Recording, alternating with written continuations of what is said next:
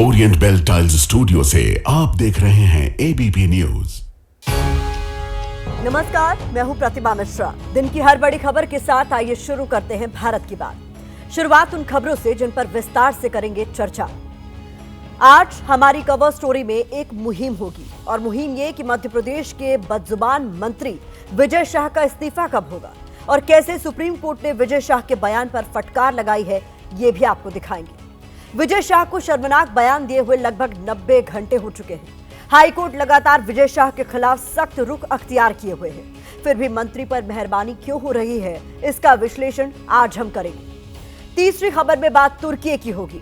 आखिर क्यों तुर्की भारत के खिलाफ जाकर पाकिस्तान से दोस्ती निभा रहा है और कैसे अब भारत ने तुर्की पर बहिष्कार बम गिराने का प्लान बनाया है। मोहन सरकार से पूरी जिम्मेदारी के साथ एक सवाल पूछेंगे।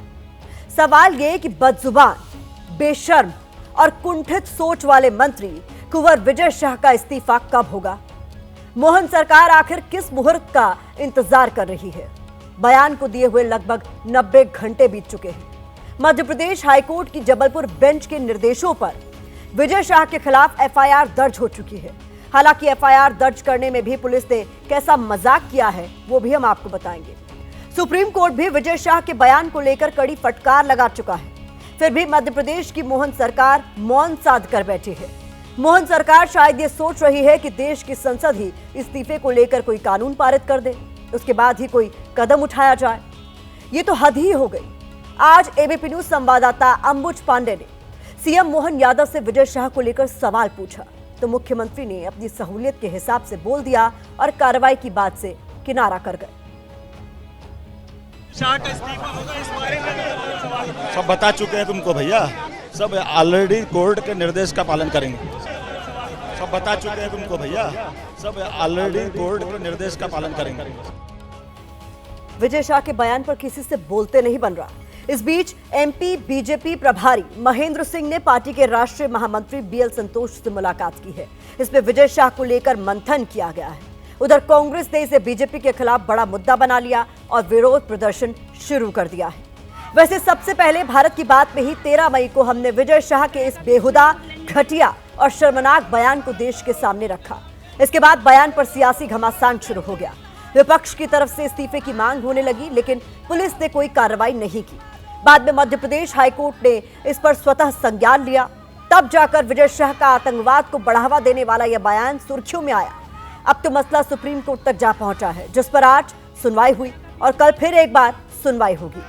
एक बार आपको विजय शाह का वो बयान सुना देते हैं जिसमें उन्होंने बिना नाम लिए ऐसी बात कही थी जो सीधे सीधे भारतीय सेना के अधिकारी कर्नल सोफिया कुरैशी की तरफ इशारा कर रही थी। वैसे विजय शाह को आईना देखकर थोड़ी शर्माई होगी तो उन्होंने एक माफी वाला वीडियो भी जारी कर दिया है। उन्होंने हमारी बेटियों के सिंदूर उजाड़े थे, वही लोगों को हमने उन्हीं की बहन भेज करके एक बार मोदी जी के लिए जोरदार ताली बजाई। उन्होंने कपड़े उतार के हमारे हिंदुओं को मारा और मोदी जी ने उनकी बहन को उनकी करने हमारे जहाज से उनके घर ले गए। हमारे देश की वो बहन सोफिया कुरैशी राष्ट्र धर्म निभाते हुए जाति और समाज से ऊपर उठकर उन्होंने जो काम किया है वो हमारी सगी बहन से भी ऊपर सम्मानित हैं। हिंदुस्तान का मान सम्मान रखने के लिए और हमारे विरोधियों को धूल चटाई है, मैं उनका सम्मान करता हूं। हाल के भाषण में जब मेरी इच्छा और मनसा यही थी कि मैं उनके बात को अच्छे से समाज के बीच में रखूं, लेकिन दुखी और विचलित मन से कुछ शब्द गलत निकल गए, जिसके कारण आज मैं खुद शर्मिंदा हूं। ये नेताओं ने अच्छा ट्रेंड बना लिया है। पहले बयान दो, किसी के सम्मान को ठेस पहुंचा दो, जब लगे कि अब तो कुर्सी पर संकट आने वाला है तो बंद कमरे में बैठकर 30 सेकंड का वीडियो बनाओ और माफी मांग लो। ऊपर से ये कह दो कि बयान भावनाओं में निकल गया। अरे आपने एक या दो बार नहीं बल्कि 3-3 बार शर्मनाक शब्दों का इस्तेमाल किया है। इसीलिए हम कह रहे हैं कि ऐसे नेताओं या मंत्रियों के लिए माफी काफी नहीं है। देश की सर्वोच्च अदालत ने मंत्री कुंवर विजय शाह को लेकर जो टिप्पणी की है वो बेहद सख्त और फटकार वाली है। सुप्रीम कोर्ट ने कहा है कि एक संवैधानिक पद पर बैठा व्यक्ति ऐसा बयान कैसे दे सकता है। मंत्री के बयानों का कुछ स्तर होना चाहिए। मंत्री पद की एक मर्यादा होती है। मंत्री का आचरण जिम्मेदारी भरा होना चाहिए। तो जिस सुप्रीम कोर्ट के पास मंत्री कुंवर विजय शाह हाईकोर्ट के आदेश के खिलाफ राहत के लिए गए थे, उसी शीर्ष अदालत ने मंत्री को आचरण का पाठ पढ़ा दिया। सुप्रीम कोर्ट ही नहीं, मध्य प्रदेश हाईकोर्ट ने तो मंत्री के बयान पर स्वतः संज्ञान लेते हुए ऐसी टिप्पणी की थी, जिसके बाद अगर कोई शर्मदार व्यक्ति होता तो खुद अपनी कुर्सी छोड़ देता। तो हाईकोर्ट ने ऐसा क्या कहा था, वो हमारी रिपोर्ट में आपको जरूर देखना चाहिए। ये गटर छाप भाषा बेहद खतरनाक है। बुधवार को जब मध्य प्रदेश हाईकोर्ट ने मंत्री कुंवर विजय शाह के बयान का स्वतः संज्ञान लिया था, तब इस टिप्पणी का इस्तेमाल किया था। कोर्ट ने यह भी कहा था कि ऐसा बयान न केवल व्यक्तिगत मानहानि है, बल्कि राष्ट्र के संस्थानों और सामाजिक ताने बाने पर गंभीर चोट करता है। इसलिए मंत्री के खिलाफ एफआईआर दर्ज की जाए। इसके बाद महाधिवक्ता ने इसके लिए वक्त मांगा तो न्यायाधीश ने कहा अभी दर्ज करें। हाईकोर्ट के निर्देशों पर पुलिस ने एफआईआर दर्ज कर दी, लेकिन एफआईआर में भी कार्रवाई के नाम पर जैसे कोई मजाक किया गया। एफआईआर की ड्राफ्टिंग पर कोर्ट ने एतराज जताया। गुरुवार को एक बार फिर जब इस मामले में हाईकोर्ट के भीतर सुनवाई हुई तो कोर्ट ने एफआईआर को लेकर पुलिस को ही आड़े हाथों ले लिया। कहा एफआईआर इस तरीके से ड्राफ्ट की गई है जिसमें अभियुक्त की करतूतों का जिक्र नहीं। एफआईआर को अगर चुनौती दी गई तो आसानी से रद्द हो सकती है। एफआईआर अदालत के विश्वास पर खरी नहीं उतरती। एफआईआर में सुधार किया जाए, बिना किसी हस्तक्षेप और दबाव के एफआईआर और जांच आगे बढ़े। अब पुलिस एफआईआर में बदलाव की बात कर रही है। इन्वेस्टिगेशन इसमें शुरू करी गई है और जो भी इसमें इन्वेस्टिगेशन में तथ्य आएंगे उसके अनुसार इसमें हम आगे कार्रवाई करेंगे। इसमें हम लोग जो धाराएं इसमें लगी हैं उसके संबंध में लीगल एडवाइस भी लेंगे। ये माननीय न्यायालय ने इस मामले में संज्ञान लिया था और आज उसके पालन प्रतिवेदन प्रस्तुत करने हेतु ये केस नियत किया गया था माननीय न्यायालय के समक्ष, जिसमें मध्य प्रदेश सरकार ने अपना पालन प्रतिवेदन के तौर पे ये बात माननीय न्यायालय के संज्ञान में लाई है कि जो निर्देश कल पारित किए गए थे शासन के लिए उन निर्देशों का पालन किया गया है। हियरिंग के दौरान कोर्ट ने बोला है कि हम इसको मॉनिटरिंग करेंगे। वैसे हाईकोर्ट से लेकर अगर सुप्रीम कोर्ट तक दोनों अदालतों की टिप्पणी देखें तो न्यायालय भी मंत्री के शर्मनाक कृत्य से बेहद गुस्से में नजर आते हैं। गुस्सा और आक्रोश क्या, ऐसे नेताओं का तो पूर्ण बहिष्कार होना चाहिए। इंसाफ के बंदर यानी अदालतों से इतनी सख्त टिप्पणियां आ रही हैं, लेकिन मोहन सरकार जैसे सन्नाटे में है। यही नहीं, खुद बीजेपी के वरिष्ठ नेता उमा भारती कह रही हैं कि हमारे राज्य के मेरे सगे भाई जैसे प्रिय मंत्री को या तो हम बर्खास्त करें या वो इस्तीफा दे दें, क्योंकि उनका असभ्य कथन हम सबको शर्मिंदा कर रहा है। उनकी बर्खास्तगी में असमंजस आश्चर्य का विषय है। सोचिए, खुद बीजेपी के नेता अपनी ही पार्टी के मंत्री के बयान से कितने खफा हैं। ये बिल्कुल सही है, ऐसा होना भी चाहिए। ऐसे मंत्री या नेता के खिलाफ तो विचारधारा और पार्टी से ऊपर उठकर एक्शन की मांग की जानी चाहिए, क्योंकि ऐसे नेता जहां भी रहेंगे इस समाज और सियासत दोनों को खराब करने का ही काम करेंगे। आज हम मंत्री विजय शाह को कर्नल सोफिया कुरैशी के बारे में कुछ बताने वाले हैं, क्योंकि लगता है कि वो देश, समाज और सेना के बारे में ज्ञान की भारी किल्लत महसूस कर रहे हैं। तो मंत्री विजय शाह, अगर आप भारत की बात देख रहे हैं तो कॉपी पेन लेकर आज हमारा ये विश्लेषण नोट जरूर कीजिएगा। कर्नल सोफिया कुरैशी वो है जो सरहद पर देश के दुश्मनों के खिलाफ बंदूक उठाती है और उन्हें जवाब देती है। आप क्या हैं? आप वो हैं जो माइक उठाते हैं और समर्थकों की सस्ती तालियां बटोरने के लिए कुछ भी अनाप शनाप बोलने लग जाते हैं। कर्नल सोफिया कुरैशी वो हैं जो आतंकवाद के खिलाफ देश की आवाज बनती हैं। आप वो हैं जो देश में बयानों के जरिए आतंकवाद को बढ़ावा देने का काम करते हैं। कर्नल सोफिया कुरैशी वो हैं जो निजी धर्म से पहले कर्म और राष्ट्र धर्म निभाती है। आप क्या हैं? एक ऐसे नेता जो धर्म के बहाने चंद वोट पाने के लिए सस्ते और निचली स्तर की भाषा वाले बयान देते हैं। फिलहाल मध्य प्रदेश से लेकर दिल्ली तक के सियासी गलियारों में बयान का जमकर विरोध हो रहा है और विपक्ष इस्तीफे की मांग पर अड़ा हुआ है। हाईकोर्ट के माननीय जज साहब को बहुत बधाई और धन्यवाद दूंगा कि उन्होंने स्वयं जो फैसला भाजपा को लेना चाहिए था उन्होंने अदालत में ले लिया, लेकिन भाजपा ने आज तक कोई कार्रवाई नहीं की है। यानी कि भाजपा भी जो है उनको बचाने में लगी हुई है। बहुत ही शर्मनाक बयान है उनका। मैंने हम लोगों को भी शर्म लगता है कि ऐसे लोग राजनीति में हैं। उनकी व्यक्तिगत ऐसी कोई मंशा उस पर नहीं थी कि वो किसी का अपमान करे। गलती है हो गई है उसमें जो भी है ज्येष्ठ वरिष्ठों को उस पर निर्णय लेना है। न्यायालय जो कहेगा हम उस हिसाब से चलते जाएंगे। कांग्रेस तो करती रहेगी, कांग्रेस सिद्धारमैया से मांग ले। कांग्रेस के सारे मंत्रियों पे मुकदमे चल रहे हैं, कांग्रेस केवल बात ही कर सकती है। मध्य प्रदेश के मुख्यमंत्री से कहना चाहता हूँ, तत्काल उन्हें अपने मंत्रिमंडल से बर्खास्त करें। यहाँ आपको ये जानकर हैरानी होगी कि ऐसे बयान देना कुंवर विजय शाह के लिए नया नहीं है, बल्कि ये उनकी आदत में शुमार रहा है। ऐसे में हमने इनके पुराने बयानों की फाइल आपके लिए खोली है। आप बयान देखिए और इनके दिमागी स्तर का अंदाजा जरा लगाइए। 2013 में तत्कालीन मुख्यमंत्री शिवराज सिंह चौहान की पत्नी को लेकर विवादित टिप्पणी की। इसके बाद कैबिनेट से छुट्टी भी हो गई थी, बाद में फिर से मंत्री बन गए। 2018 में ट्रांसजेंडर समुदाय के खिलाफ अपमानजनक बयान इन्होंने दिया। 2022 में पीएम मोदी से पहले के प्रधानमंत्रियों को लेकर आपत्तिजनक बातें कही। 2022 में कांग्रेस नेता राहुल गांधी की शादी को लेकर बेहुदा बयान दिया। यहां आपके मन में एक सवाल होगा कि जब ये व्यक्ति एक सीरियल ऑफेंडर की तरह है, तब भी कैसे मंत्री की कुर्सी पकड़कर बैठा है? अब उसका जवाब भी आप जान लीजिए। कुंवर विजय शाह मध्य प्रदेश में बीजेपी का बड़ा आदिवासी चेहरा है। विजय शाह लगातार 8 बार से विधायक हैं। मध्य प्रदेश में आदिवासियों की आबादी करीब 21% है। राज्य की लगभग 47 सीटों पर उनकी भूमिका निर्णायक मानी जाती है। बस यही वजह है कि बीजेपी ऐसे नेता को बर्दाश्त कर रही है। हालांकि अब पार्टी के भीतर ही विजय शाह का विरोध तेज हो गया है। इंदौर में एक सरकारी कार्यक्रम में विजय शाह के पोस्टर लगाए गए थे, बाद में उसे हटाकर पीएम मोदी का पोस्टर लगा दिया गया।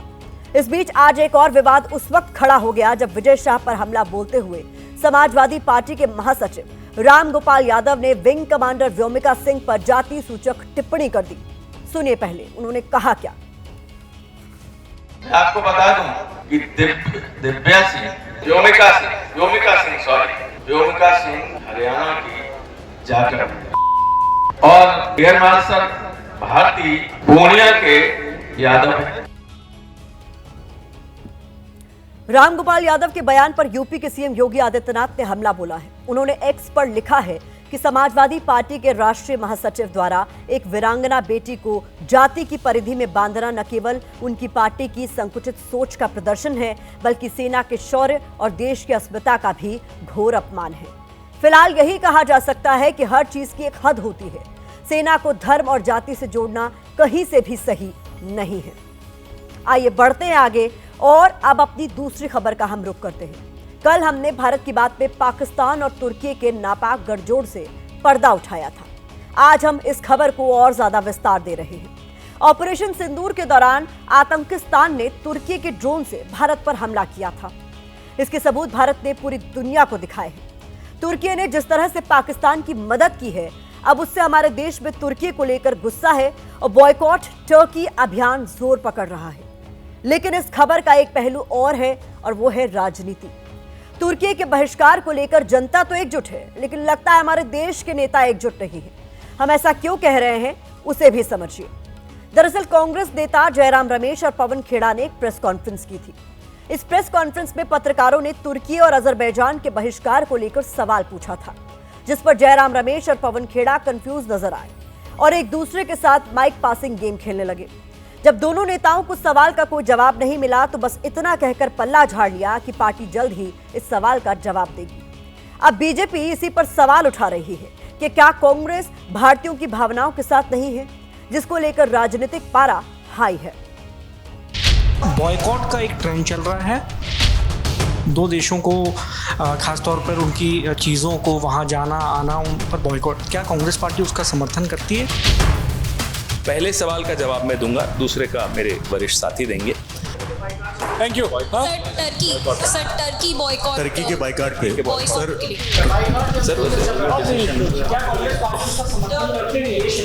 इस पर भी हम शीघ्र आपसे जरूर मुखातिब। Thank you. Turkey boycott, Turkey के बाइकाट पे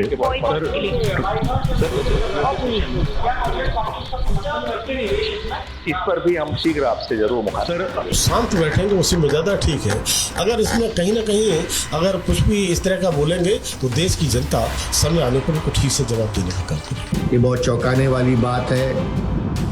कांग्रेस पार्टी को अपना तुष्टीकरण की राजनीति छोड़नी चाहिए। देश का सेंटिमेंट यही है। ये राजनीति ऐसे वक्त में हो रही है जब देश भर में तुर्की पर ट्रेड स्ट्राइक करने की मांग जोर पकड़ रही है। भारत और तुर्की के बीच हजारों करोड़ का ट्रेड है। अगर भारत ने व्यापार बंद किया तो तुर्की को बहुत बड़ा नुकसान होगा। भारत और तुर्की के बीच कुल व्यापार करीब 67,859 करोड़ रुपए का है। तुर्की को भारतीय निर्यात करीब 43,919 करोड़ रुपए है, जबकि तुर्की से आयात करीब 23,940 करोड़ रुपए का है। तुर्की की अर्थव्यवस्था पिछले कुछ सालों में संकट में रही है। उसकी आर्थिक नीति फेल हुई है, उस पर विदेशी कर्ज बढ़ा है, लेकिन इसके बावजूद उसने पाकिस्तान को हथियारों की सप्लाई कर भारत में खून बहाने का प्लान बनाया। तुर्की की मुद्रा लीरा भी लगातार गिर रही है।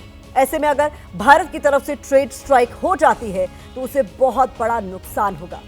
Travel agents association of India के साल 2024 के आंकड़े देखें तो पिछले साल 3 लाख से ज्यादा भारतीय पर्यटक तुर्की गए थे। साल 2024 में तुर्की में भारतीयों द्वारा कुल खर्च करीब 11,055 करोड़ रुपए रहा था। तुर्की में प्रति भारतीय पर्यटक अनुमानित खर्च 3,35,000 रुपए है। तुर्की एक ऐसा देश है जो पर्यटन पर निर्भर है, लेकिन अगर भारतीय पर्यटकों ने तुर्की जाना छोड़ दिया तो इस देश का हाल भी मालदीव्स की तरह हो सकता है।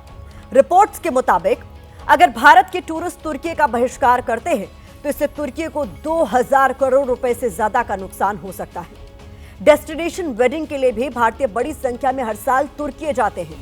अगर भारतीय तुर्की में डेस्टिनेशन वेडिंग करना छोड़ दें तो इससे ही तुर्की को 500 से 1,000 करोड़ का नुकसान उठाना पड़ सकता है। यह सिर्फ टूरिस्ट और डेस्टिनेशन वेडिंग से होने वाला नुकसान है। अगर तुर्की से भारत द्वारा सारा ट्रेड बंद कर दें तो तुर्की की हवा निकलने में टाइम नहीं लगेगा। इस बीच भारत सरकार ने तुर्की की कंपनी सेलेबी एयरपोर्ट सर्विसेज की सिक्योरिटी क्लियरेंस रद्द कर दी है। ये कंपनी मुंबई एयरपोर्ट पर ग्राउंड हैंडलिंग का काम करती है। सरकार ने यह कदम सुरक्षा के मद्देनजर उठाया है।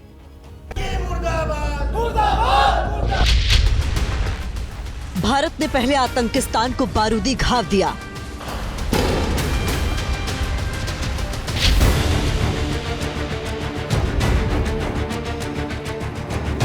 और अब उसके दोस्त तुर्की पर ट्रेड बम गिरने का काउंटडाउन शुरू कर दिया है,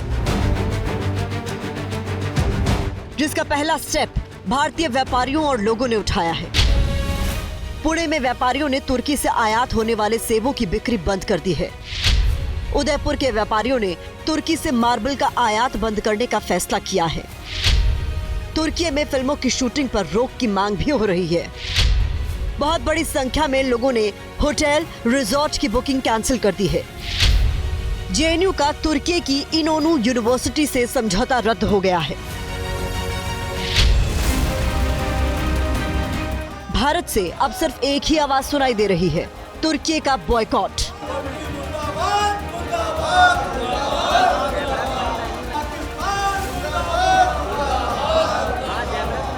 पाकिस्तान से कोई संबंध नहीं तो उसके क्राइम पार्टनर तुर्की से भी कोई नाता नहीं। केवल पाकिस्तानी आतंकवादी नहीं है, क्योंकि पाकिस्तान के साथ देने वाले जितने भी देश हैं सब आतंकवादी हैं। भारतीय टूर एंड ट्रैवल कंपनियों ने तुर्की और अजरबैजान का बायकॉट करना शुरू कर दिया है। दिल्ली से लेकर मुंबई तक और अहमदाबाद से लेकर शिमला तक धड़ाधड़ टूर पैकेज कैंसिल हो रहे हैं। हम एक ट्रैवल कॉशनरी डालेंगे। कोई भी आदमी टर्की या फिर अजरबैजान जा रहा है तो वो 2 बार सोच के जाए। तुर्की जाने का प्लान कर रहे लोग भी कह रहे हैं, सबसे पहले देश तुर्की को सबक सिखाओ। मैंने बिल्कुल वो प्रोग्राम बिल्कुल कैंसिल कर दिया। बिल्कुल ये हमारी तरफ से अगर ऐसा हम करते हैं, जाते हैं टर्की, तो हम देशद्रोही होंगे ऐसे। जिस तरह से ऑपरेशन सिंदूर को लेकर पूरा देश एकजुट है, ठीक उसी तरह से धर्म मजहब भूलकर सब एक साथ आए हैं। लखनऊ की तस्वीर देखिए, जहां लखनऊ के छोटे इमामबाड़े पर तुर्की को लेकर विरोध प्रदर्शन हुआ और तुर्की मुर्दाबाद के नारे लगाए गए।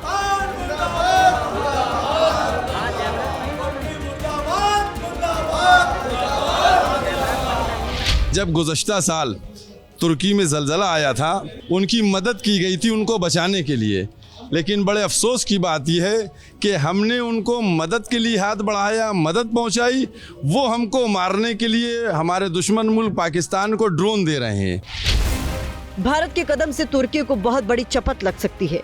लेकिन फिर भी उसकी आंखों पर चढ़ा गलतफहमी का चश्मा उतर नहीं रहा है। जिस वक्त भारत में तुर्की को लेकर प्रदर्शन हो रहे हैं, उसी वक्त राष्ट्रपति एर्दोआन अपना पाकिस्तान प्रेम जग जाहिर कर रहे हैं। भारत पाकिस्तान संघर्ष से निपटने के लिए पाकिस्तान के तरीके की प्रशंसा करता हूं। भारत के हमलों का जवाब देने में अपने धैर्य और ज्ञान के लिए पाकिस्तानी प्रधानमंत्री शहबाज शरीफ और पाकिस्तानी भाइयों और बहनों को बधाई देता हूं। यहाँ एक सवाल ये भी उठता है कि पाकिस्तान और तुर्की का इतना याराना कैसे हो गया। इसे समझने के लिए पहले आप एक मैप देखिए। इस मैप में पाकिस्तान और उसका दोस्त तुर्की नजर आ रहा है, जिनके बीच करीब 3,336 किलोमीटर की दूरी है। इतनी दूरी होने के बावजूद भी ये दोनों मुल्क पास पास हैं। क्या आपने कभी सोचा है कि तुर्की पाकिस्तान के इतने नजदीक क्यों आ रहा है? इसके पीछे तुर्की का बड़ा खेल है। मिडिल ईस्ट में 4 प्रमुख शक्तियां हैं: सऊदी अरब, ईरान, तुर्की और इजराइल। मिडिल ईस्ट की इन 4 शक्तियों में तुर्की का सपना है कि वो इस्लामिक दुनिया में अपना वर्चस्व स्थापित करे। वो खुद मुस्लिम देशों का खलीफा बनने का सपना देख रहा है। दूसरी तरफ पाकिस्तान परमाणु शक्ति से लैस देश है, इसलिए तुर्की भी पाकिस्तान की मदद लेकर इस शक्ति से लैस होना चाहता है।